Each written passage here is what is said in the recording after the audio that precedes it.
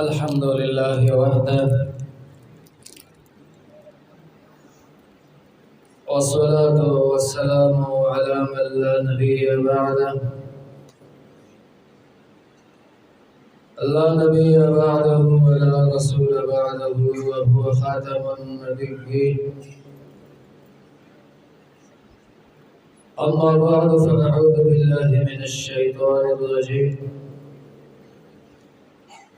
بسم الله الرحمن الرحيم. ألف لام ميم ذلك الكتاب لا ريب فيه وهدى للمتقين الآية. وقال النبي صلى الله عليه وآله وصحبه وسلم: خيركم من تعلم القرآن وعلمه. رواه البخاري والحديث كما قال عليه الصلاة والسلام. زي مهجوري برامج يعني عالم ترحم يا نبي الله ترحم، ينادي ضارعا بخضوع قلب وذل وابتهال والتجال. رسول الله يا خير البرية، نوالك افتغ يوم القضاء.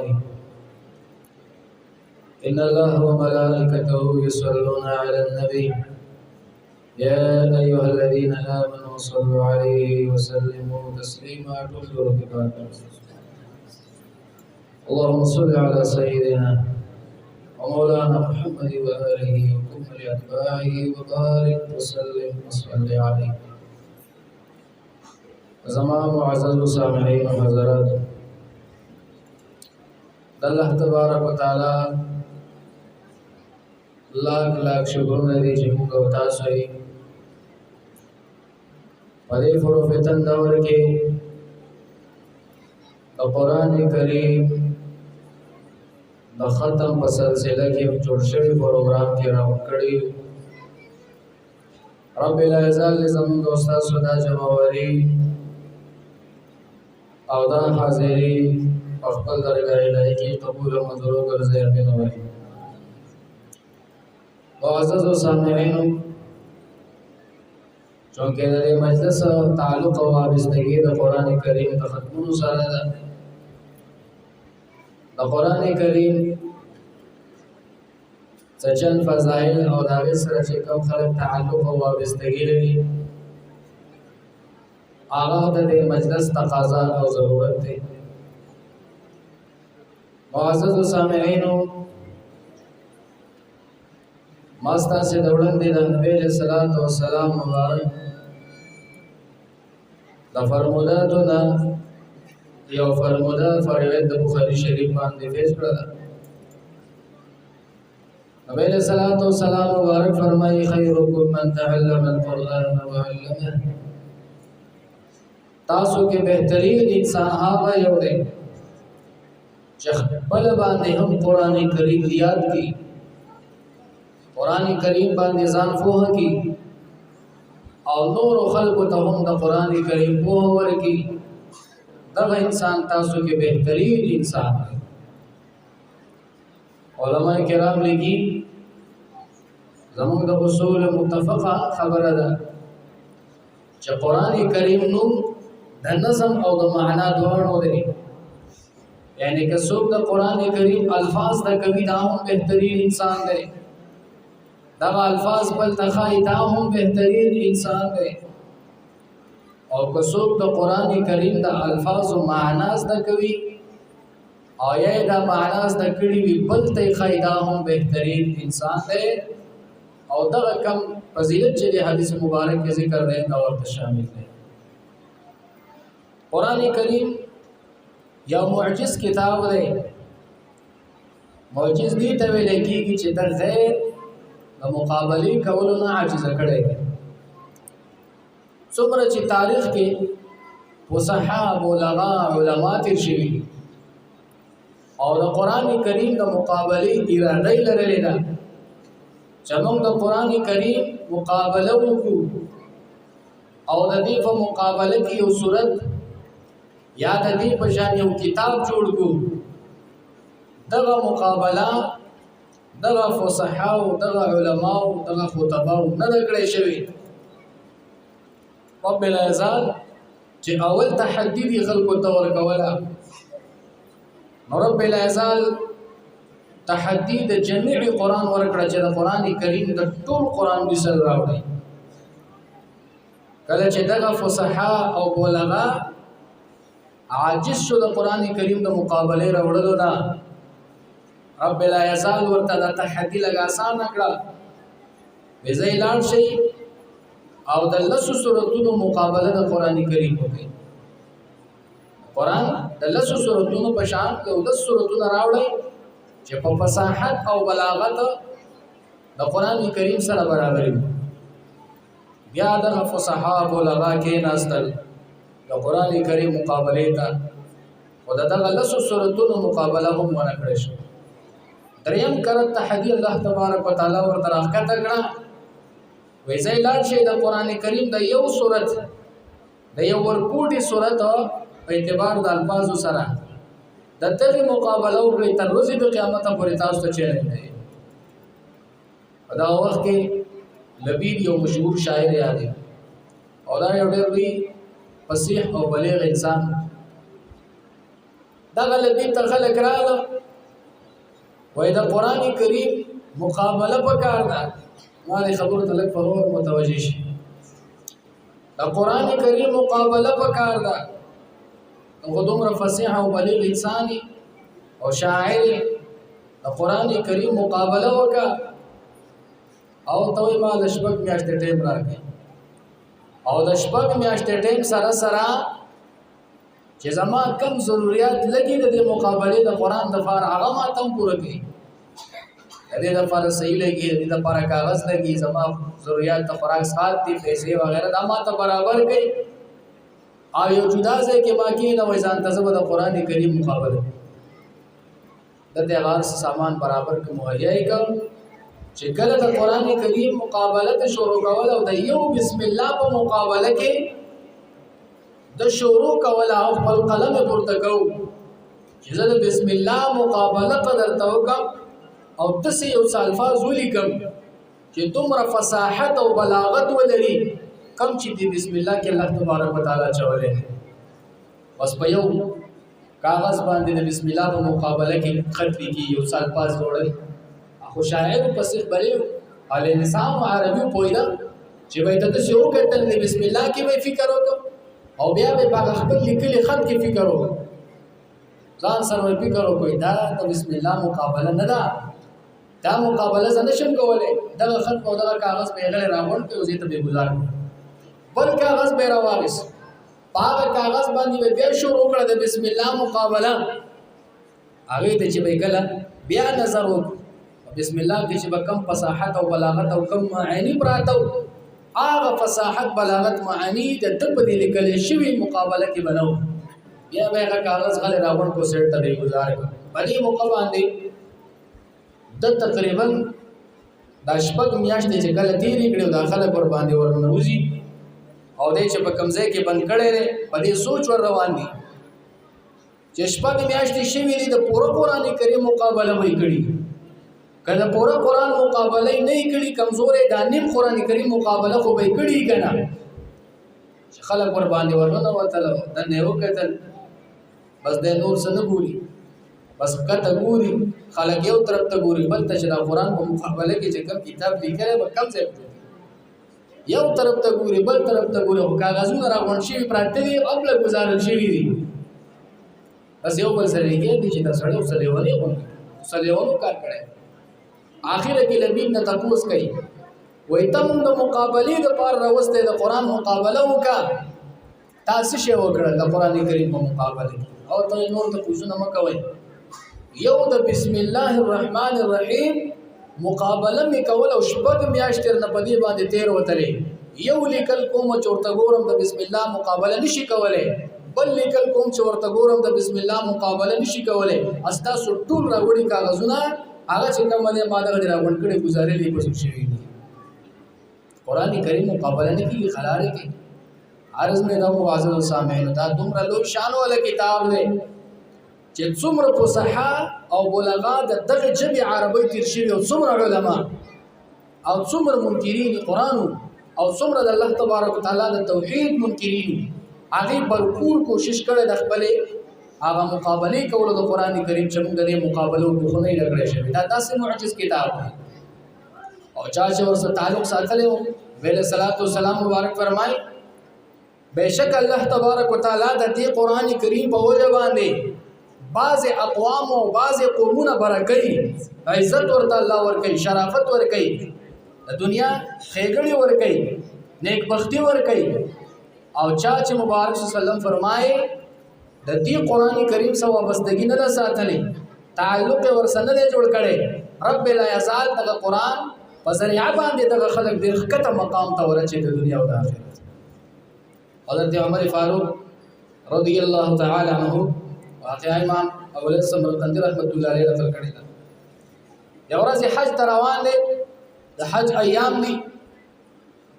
چا ورته ویل د مکی مکرمه چې کوم گورنر دی تاسو زما خبر ته فکر دی کو دي شي یاره اشتیا وای ودای आवाज مونږ راځي که زما په خبرو نه پوهیږم پښتو وای ها وایي زما په خبرو باندې دا مبارک چا ورته ویل د مدینه منورې گورنر د مکه مکرمه هغه په خپل ځای باندې یو حبشي غلام چې غلام دی د اصل نه هغه مقرر کړی دی چې کله گورنر کېدو نه کوزیدل او معزول کېده او دا ډیوټي پوره کېدل دا غلام په مونږ باندې سبا مشر کړی دی عمر فاروق رضی الله تعالی عنہ مبارک او جلالی وګڼه دې وره چیرې د قریشانو ته وګورل د نبی صلی الله علیه وسلم مبارک نسب دی حال له قریش ته مکیری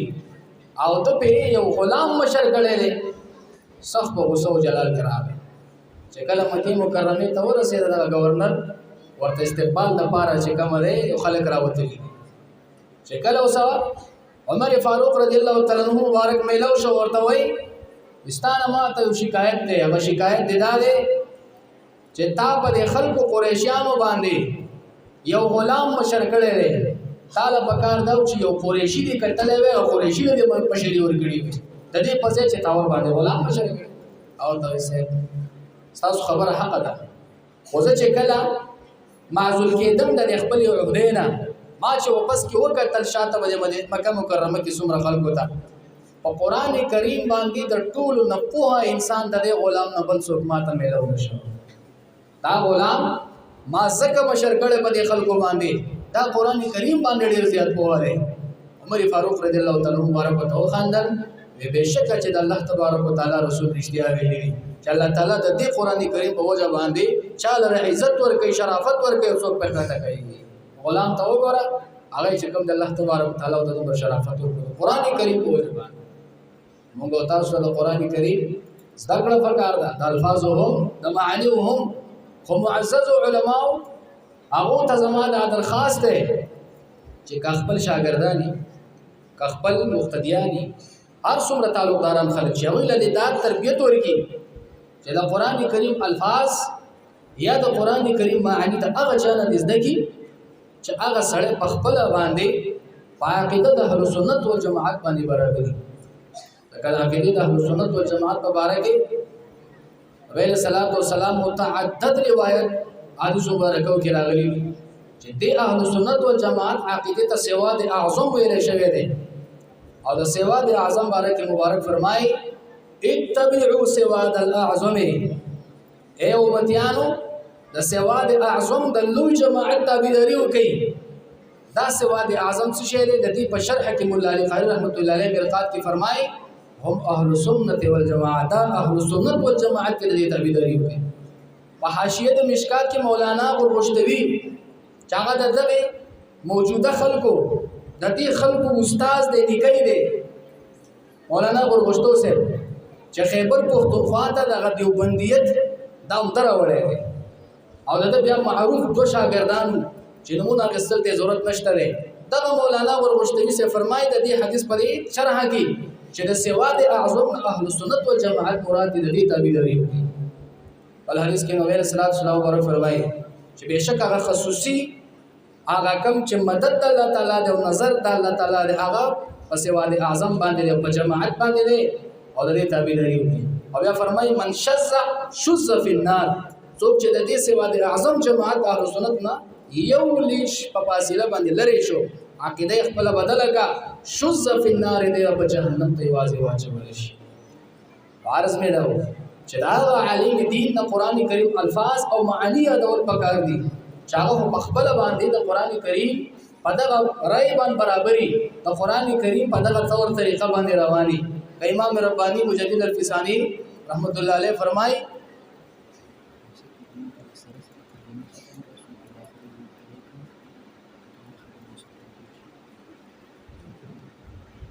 امام ربانی مجدد الفسانی سے فرمای چې د قران کریم د خبر د خو غور باندې کېنی دا غوړي هر بیره بیا د څه په ذوق سلام نه ویل کی د قران کریم هغه معنی معتبر دي ځکه د قران کریم زبزان له ترجمه کو تبې بزان له الفاظو باندې دې په بزان له الفاظو کې بل په بزان له الفاظو کې یو ایت او چې د دې زمانه د مولین نه اوري دا یو شن ترجمه کوي دا بل شن ترجمه کوي دا و اکثر ګل کوي مولین زمون نه لار ورکړي چې وایي کنه مولین نو دا ورکړي خبرې کوي ورته خپل مخبل غړ اوی ته پوس نه کوي چان ډېر ان سره د ترجمه مقبل و د ترجمه د آیت وکړه د ترجمه مقبول نه ده تله ته پوسو کې تر کوم مفسر لیکلي بده باندې ترجمه ته چې دا تاسو د آیت کومه ترجمه وکړه دا څه پکې وځ د ځان غره دا چا لیکلي دا ځان نه لیکي نقل معتبر دی زستا اعتبار تعالی نشته دی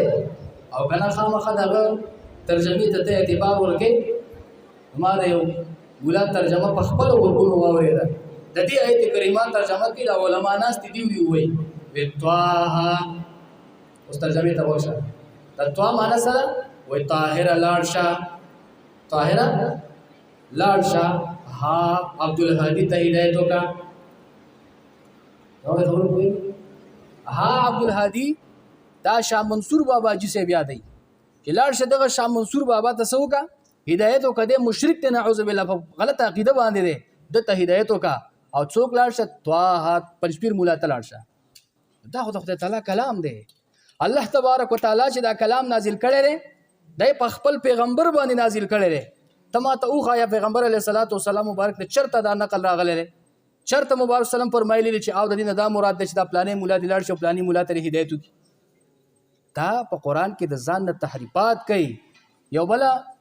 آیت ترجمه کوله قران کې الله تعالی د کفارو باره کې فرمایي چې فرشتو ته بیا الله تعالی و فرمایي چې دا کافران اونې سي په سولې باندې کوي فغلوه بیا چې کوم پکړو کې بند کې جهنم ته ورواچوي د دې ترجمه څنګه کوله یو مولوی سے بیا دی زمونږ زړه عقیده وای الله تعالی په قیامت کې فرشتو ته فرمایي چې ډیر اونې سي او په سولې باندې کوي فغلوه معنا کوي خو زه په منبر مناسب نه ګڼم چې هغه معنا زه تاسو ته وکم علما بر پسې وخاندي چې دا څه وي د دیو معنا ده چې په غلوه سمانا کوي تاسو د پوی د پاره یو یم کپرې رمي په غلوه نعوذ بالله نقل کوپر نه باشد په غلوه معنا دا وی غلطي بوزي دا د قران د ځان نه معنی کول دي عرض مې داو چې د دسي مولا د ترجمه نه د دسي مولا د تقریر نه ځان وساتي ځان به ګوره په لوی هلاکت کې ورواچوي ځکه امام ربانی مجدد الفسانی رحمت الله تعالی فرمایي چې هر یو گمراه انسان او گمراه کون کې هر دوال او مدل د قران نه د خپل رأی مطابق استدلال کوي ما خبر تاسو فکر دی د خپل رأی مطابق د چې څنګه عقیده ده او څنګه نظریه ده اق طرف ته د قران آیت تاوي اق طرف ته د قران آیت تاوي دا نه ګوري چې په دې آیت باندې نبی له سلام د فرمایلی صحابي فرمایلی تابعی فرمایلی تبع تابعی دا کم طبقات ته مفسرین کرام وشي دي یا یو بل معتمد مفسر لیکلي دې ته نه ګوري خو صرف هغه خپل ډلبازي ته ګوري خپل د خېټې خبرې ته ګوري او دغه طرف ته راتاوي د دین نه یریږي چې الله تبارک تعالی سره ملاقات کوم چرته یو امیت تاسو کو دا ته ځان نه چې دا خبره کې په قران کې تا دا کم ځل کم تفسیر کړي حدیث پاک کې راځي مبارک سلام فرمای من قال فی القرآن برأيه چا چې قران کې د ځان نه خبره وکړه د ځان غ ترجمه د خپل خېټه ترجمه په قران کریم کې وکړه ور سلام فرمای د خپل ټکانه په جهنم کې وګوري د جهنمی شو په دې باندې. او بل حدیث کې فرمای من قال فی القرآن برأيه فاصاب فقد اخطأ. قرآن کې د ځان ترجمه وکړه، دا ترجمه صحیح هم کړي خو چې د ځان نه کړي دا ورسلم فرمای د طریقې خطا ده، قرآن کې به د ځان خبرې نه کوي. بل حدیث پاک مبارک فرمای المراء فی القرآن کفر. د قرآن یو آیت چې بل آیت ته متوجه کې دا یو آیت د بل آیت سره ټکراو معلوم شي، دا ټکراو راوستل د مبارک سلام فرمای قرآن کې کفر دی. تاسو وګورئ د یو آیت یو شان ترجمه کوي، د بل آیت بل شان ترجمه کوي، چې د بل آیت ته متوجه کی هغه بیا د بل سمینس کې شکل ټکراوي. دغه ټکراو د قرآن کریم راوستل دا د دقه بد عقیده او خلکو کار دی. ځکه امام ربانی سے فرمای د قرآن کریم هغه معنی معتبر دي، د قرآن هغه تفسیر معتبر دی چې اهل السنت والجماعت علما کرام اخذ کړي، چې په دې آیت باندې اهل السنت والجماعت متقدمین علماء چې زما واستانه کم از کم 2.5 کاله مخکې تیروتی دي او معتمد تفسیر لیکلې د علماء ته مقبولی، هغه په دغه آیت باندې یو تفسیر کړي چې د آیت دا معنا ده. مبارک فرمای دقه اعتبار دی، دې اعتبار نه دی چې هر سړی راپورته کیږي او قرآن کې د ځان یو آیت پر جوړي او د هغه ترجمه جوړي دین ته مرادي دین ته مرادي. ځکه د بخاری شریف د دویم جیل حدیث دی ابن عمر رضی الله مبارک فرمایي چې هغه خلک چې کم قرآن کریم کې آیتونه د کافرانو مبارک نازل دي، د بوتانو مبارک نازل دي او دغه آیتونه دی وراړو په مسلمانانو باندې چسپاني، دا خلک چې کم دي هم شرار خلق الله، دا د الله تبارک وتعالى په مخلوق کې د ټول نه بدترین خلق دي. او بیا فرمایي دیو چې کم دي خوارج دي، ځکه هغه آیتونو ته دیو تک کوي، هغه آیتونو ته ځي کم چې د کفار مبارک نازل دي هغه راوړي په مسلمانانو باندې چسمانه. وګورئ نن سبا تاسو وګورئ کنه چې کم آیت د کافر بارک نازل دی د به راوړي په مسلمان به چسپانه، کم آیت چې د بت بارک نازل دی د به راوړي په مسلمان باندې به چسپانه. وعززو تاسو ته زمونږ دا یو نصیحت دی، یو درخواست دی چې د دې خلکو نه ترجمه هم مکوئ، د دې خلکو سره تعلق هم مساتئ، دغه سي خلکو ته بچی هم ملېږي. دا زهر قاتل دی، دا خلک گمراه کوي، دا زهر قاتل دی، دانت نه ساتل پکار دي. دا زنویم دا چې کوم دی دغه علما کرام لیکلي خپل کتبو کې.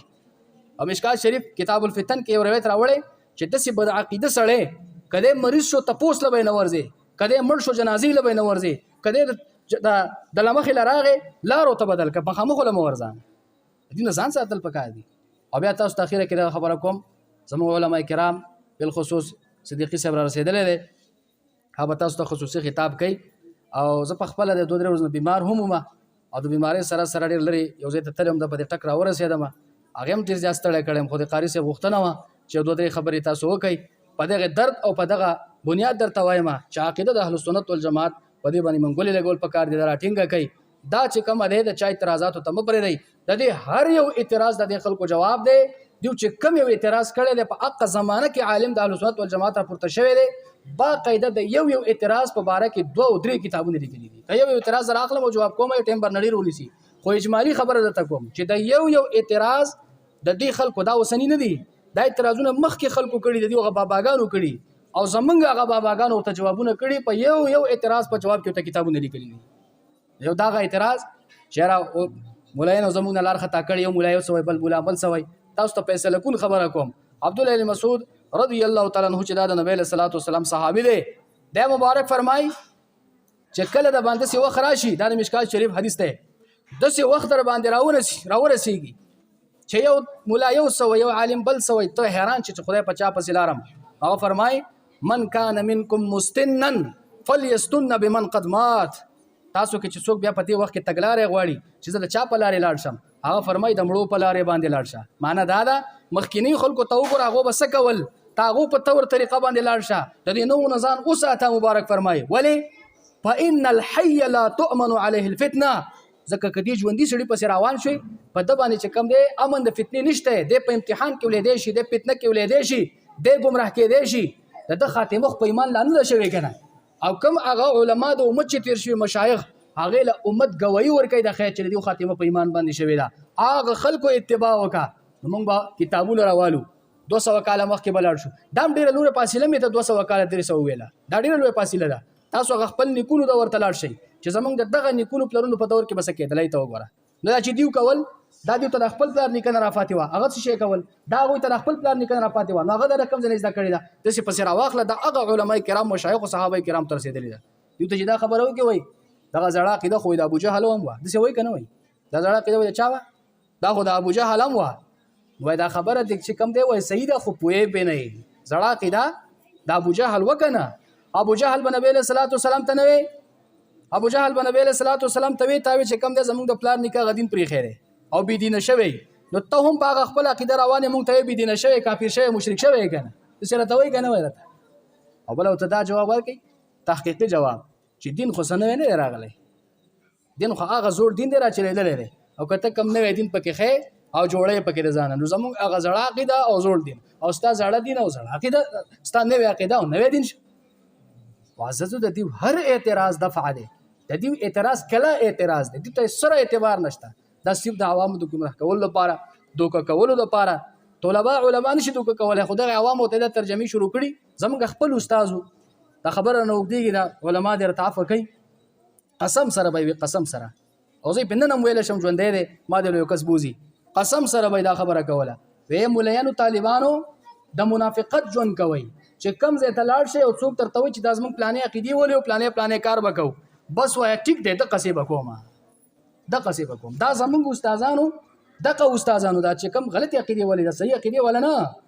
دغه دو نمبر عقیدو ولا خلکو استادانو موږ ته دا تعلیم راکوو وی چې کم ځای ته لاړ شئ او څوک څه کوي هغه کوئ زموږ کلي کې یو ځای جومات خالي شوی دی نو بل ځای یو مولا ولا راغلی مولا ته خلکو ویلو چې لکه صاحب موږ خو اسقاط کوو دا قصې کوو ته به کوې که نه به کوې وی چې او بلکل بدله کوم او د نوې عقیدې ولو نو بیا ورته هغه کس ویلو چې دا به ته په فیسبوک باندې ورکې یو ویډیو به درنه مونږ کوو لیکل به کې دا به فیسبوک ته ورکې چې زه د پلانې مدرسې سره تعلق ساتم د پلانې مدرسې نه فارغ یم پلانې مې استاد دی پلانې مې استاد دی پلانې کلي یم خو دې امام ته یې راځم او دا کارونه به کوم دې ته جوړې نو بیا یې خپراخ کوو چې دې ته خو جوړ نه یم ولې چې استادان ته خبر شو چې خدای دې غر کې دا کار مونږ کوو خو ته دا کار کوې استادان به الټا بیا ملامتي کوي که نه دا داسې منافقت ژوند دی داسې منافقت کوي زموږ یو ځای کې مولا 15 کاله په جومات کې تیر کړو 15 کاله او 15 کاله چې کم د خلکو له دا اسقاطونه دغه خیراتونه دغه دعاګانې دا چلول کړو او چې 15 کاله بعد وته وې دا 15 کاله عبادتونه مې هم نری شوي هسې چې کم دا ژوندګي په منافقت کې تیر کړی رښتیا تیر کړی منافقت کې کنه نو داسې سړی نه بسړی څه دین زده کی چې دا خپل عقیده نشته بس د منافقت ژوند دی او بل یو خبره به موږ ته دا کوله په دې خبر راغونډوم وې دا قرآن به مخې ته ونیسئ چې کله بیان کوئ یو آیت پتی نه ووایئ او یو آیت دی ویله دا هم خو لاندې نه پوهېږي که نه وایي دا خو د قرآن ته لګیا دی بس بیا ته څه وایه بس چې داسې نظر کوه یو نظر د قرآن ته کوه چې د خلکو داسې فکر راځي چې او دا خبره د قرآن نه وکړه همي سړی بیا په څه پوهېږي دننه دا ټوله دوکه روانه ده ټول چل روان دی ټول مکر روان دی ټول فریب دی